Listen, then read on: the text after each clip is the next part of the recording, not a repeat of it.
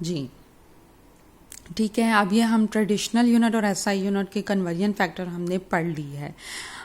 इसका मतलब ये है कि हमें ये नतीजा निकल रहा है, वो जो हमने 1 मिलीग्रे इक्वल टू 114 मिली रॉन्जन है, इसका मतलब यही है कि अगर हम हमारे पास रॉन्जन में हमें वैल्यू दी हुई है और हम उसको एयर कर्मा वहाँ का कैलकुलेट करना चाह रहे हैं, तो सिंपली हम 114 जो फैक्टर है उससे डिवाइड कर देंगे तो हमारे पास एयर कर्मा आ जाएगा। ठीक है। अब इसका मतलब है कि हम टोटली एक्सपोजर में भी उसको कन्वर्ट कर सकते हैं। फर्दर एयर कर्मा हम मैयर करते हैं एब्जॉर्ब डोज को भी मैयर करने के लिए। ठीक है ना। अब पीछे भी हमने पढ़ा है कि थोड़ा सा डिफरेंस है। बेसिकली जितनी भी एनर्जी आ रही है सोर्स से, एक्सरे सोर्स से आ रही है, किसी भी सोर्स से आ रही है, वैसे मोस्टली एक्सरे सोर्स से आती है, वो जो हमारे पास हमारे इन्वायरमेंट में होती है और हमें इफेक्ट करती है in the form of dose. ठीक है।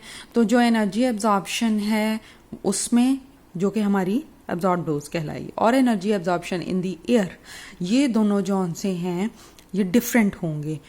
अगरचे फैक्टर कम है लेकिन फिर भी जब बात आ जाती है एब्जॉर्बर की तो बात एक अलग रह गई। जब बात आ जाती है कि एक ह्यूमन बीइंग के ऊपर इस डोज ने जो एयर कर्मा है उसने इफेक्ट करना है, फिर डिफरेंस होगा एयर जिनकी एनर्जी एब्जॉर्प्शन में और सॉफ्ट टिश्यू की एनर्जी एब्जॉर्प्शन में। ठीक है ना। तो लिहाजा अगर हमारे पास जैसे फॉर एग्जांपल अगर 1 मिलीग्रे एयर कर्मा हमारे पास है तो सॉफ्ट टिश्यू की एब्जॉर्ब डोज कितनी हो जाएगी, 1 मिलीग्रे ही हो जाएगी। या फिर उसको हम जब एब्जॉर्ब डोज के यूनिट में कन्वर्ट करेंगे, जो कि कन्वर्जन फैक्टर आपने पहले पढ़े हुए हैं, हमारे पास 100 मिली रेडियन आ जाएगी। रेडियन नहीं, रेड्स। ठीक है। तो ठीक है, ये हम इस तरह से अगर हमारे पास एयर कर्मा मौजूद है तो टिश्यू की जो एब्जॉर्ब डोज है उसकी वैल्यू भी कैलकुलेट कर सकते हैं। बेसिकली एयर कर्मा का पर्पज़ ही यही है कि कितनी एनर्जी हमारे पास आ रही है उसकी मदद से एक्सपोजर हम कैलकुलेट कर सकें, उसी की मदद से एक ही यूनिट हो हमारे पास, उसी से हम एक्सपोजर कैलकुलेट कर सकें, उसी से हम एब्जॉर्ब डोज जो है वो कैलकुलेट कर सकें। ये भी फैक्ट है कि कर्मा जैसे जैसे अब एब्जॉर्ब होता जा रहा है उतना ही डिक्रीज होता जाएगा, क्योंकि वो अपनी एनर्जी देता जा रहा है। ठीक है। अगर एब्जॉर्बिंग मीडियम की डेप्थ इंक्रीज जैसे जैसे होती जा रही है तो एयर कर्मा तो डिक्रीज ही होता जाएगा ना।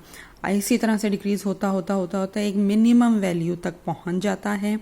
इनिशियली तो कम होगा क्योंकि कम लेयर्स से पास हुआ होगा एब्जॉर्बर की, फर्दर जैसे जैसे डेप्थ में जाता जाएगा डिक्रीज होता जाएगा। कर्मा जो है एब्जॉर्ब कर्मा वो जो है वो एब्जॉर्ब डोज जो है वो इंक्रीज होती जाएगी, कर्मा जो है वो डिक्रीज होता जाएगा। फिर इलेक्ट्रॉनिक इक्विलिब्रियम पे एक मिनिमम वैल्यू जो है वहाँ तक पहुँच जाएगा। उसके बाद वो इंक्रीज होना शुरू हो जाएगा। किस वजह से कि जितनी उसने एनर्जी दी थी उसकी वजह से दूसरे सेकेंडरी आयन पेयर प्रोड्यूस हो गया, जो कि फर्दर आयनाइजेशन जो है वो प्रोड्यूस कर रहे हैं किसी भी इफेक्ट से, पॉजिट्रॉन इलेक्ट्रॉन पेयर से कर रहे हैं, फोटो इलेक्ट्रिक इफेक्ट से कर रहे हैं, किसी भी मदद। ठीक है। अगर हम एक ग्राफ बनाना चाहें तो ये हमारे पास आता है कि कर्मा जो है इनिशियली एब्जॉर्ब डोज जो है वो इंक्रीज होती है, फिर वो मैक्सिमम वैल्यू तक पहुंचती है, फिर वो डिक्रीज होना। Air Karma with the depth जो है वो डिक्रीज होता जा रहा है। ठीक है।